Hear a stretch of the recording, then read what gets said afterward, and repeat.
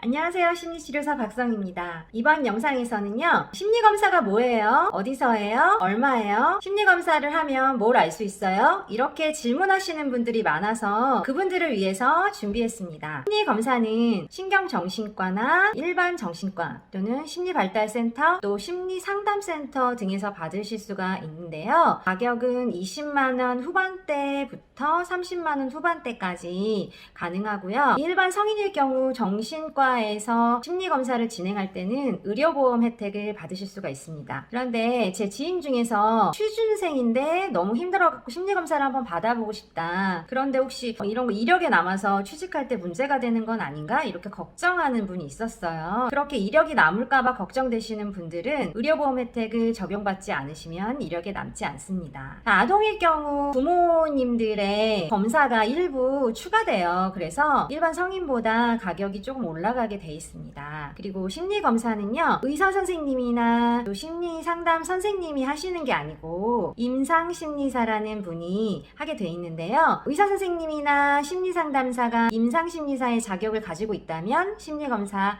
하실 수 있습니다. 하지만 이제 대부분 보통은요, 의사 선생님이나 심리상담사들이 지속해서 상담을 이어가실 거라면은 자격이 따로 있는 분들에게 맡기는 것이 일반적입니다. 심리검사를 통해 지능, 성격, 뇌 손상의 유무, 트라우마, 현재 심리 상태, 정신병적인 상태, 정신장애 등을 알아볼 수가 있습니다. 저는 심리상담사로 일을 할 때 학교나 기관에서 이런 심리검사 결과지를 받아보곤 하는데요. 일단 심리검사 결과지를 보고 상담할 대상을 전체적으로 파악하는 데 도움을 받습니다. 하지만 100% 신뢰하지 못할 경우도 있는데요. 상황에 따라 변수가 있기 때문이에요. 어떤 때냐면요, 중학생을 제가 상담을 할 때 있었던 일인데 심리검사 결과지를 먼저 받아보게 되었어요. 네, 전체적인 지능이 56으로 나와 있었거든요. 평균적으로 전체 지능이 90에서 110 정도이고 70 이하로는 지적 장애에 해당됩니다. 그러니까 56이라고 하면은 대화하기가 그렇게 쉽지는 않은 상태로 예상이 되었어요. 근데 막상 이 학생을 만나보니까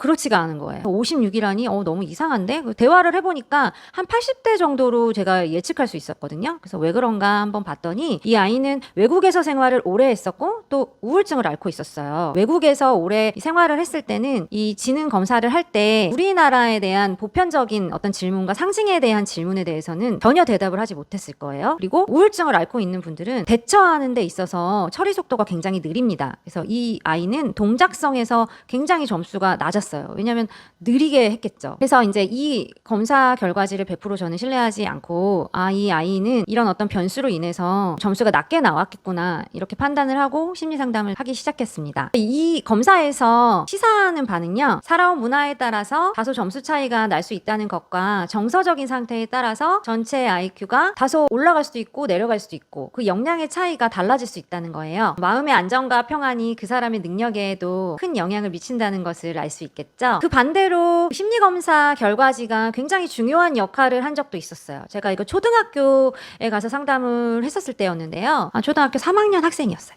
담임선생님과 어머니가 같은 보고를 하고 있었는데 이 아이가 말을 너무 안 듣는다는 거예요. 그래서 이 아동을 만나봤는데 굉장히 순한 아동이었어요. 그래서 결과지를 보니까 전체 지능이 한 80대 초반으로 나타났거든요. 그런데 이 아이는 일부러 말을 안 듣는 게 아니라 잘 못 알아들었던 거예요. 초등학교 3학년이면 한 10살 정도는 됐잖아요. 그러니까 어느 정도는 이 정도면 알아듣겠다라고 생각을 했고 또 이 아이가 첫째 아이였기 때문에 어머니가 동생이 있고 하니까 큰 아이가 말을 좀 잘 들어줬으면 좋겠다라는 소망도 들어 있었겠죠. 근데 그 아이는 말을 잘 알아듣지 못하는 상태였어요. 그래서 이 아동은 학교나 가정에서 굉장히 많이 혼났었어요. 그래서 제가 만났을 때는 굉장히 많이 위축돼 있었고 미술 치료를 진행하려고 도화지를 폈는데 큰 도화지를 쓰지 못하고 구석에 아주 작게 그림을 그리곤 했죠. 그리고 그나마도 크레파스를 하나 집어드는데도 한 20분 정도 시간이 소요됐어요. 그리고 그 옆에 면봉이 있었는데 면봉 하나를 딱 꺼내고 선생님 이거 하나를 썼으니까 99개 남았죠? 또 하나를 쓰더니 선생님 이거 2개를 썼으니까 98개 남았죠? 이렇게 말하는 등의 강박적인 모습도 많이 보이고 있었습니다. 그래서 저는 담임 선생님과 어머니를 만나서 이 아이의 상태에 대해서 정확히 알려드렸고 이 아이와 소통을 하기 위해서는 어떤 방법으로 이야기를 해야 될지 그 방법에 대해서도 알려드리고 또 심리교육을 하기 시작했습니다. 그리고 나서 1년 정도 예술치료 과정을 통해서 이 아이를 상담하였는데요. 1년 후에 굉장히 많은 변화가 있었습니다. 저도 굉장히 기억에 오래 남는 영상이었는데요. 나중에 영상에서 혹시 제가 이 사례에 대해서 오픈할 수 있는 기회가 되면 한번 오픈해 보도록 하겠습니다. 이렇게 심리검사는 한 개인의 생물학적, 정서적인 발달 상태를 파악하기 위해서 하는 것입니다. 저는 가끔 TV에서 심리검사 장면이 너무 자세하게 나오는 것을 볼 때면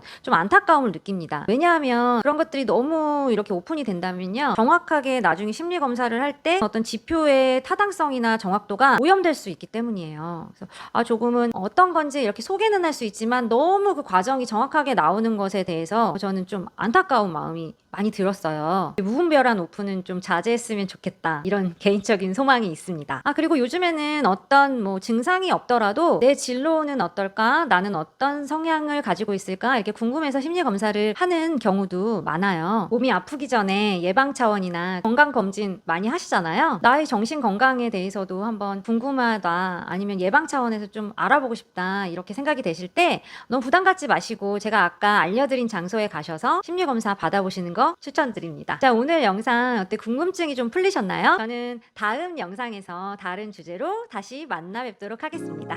안녕.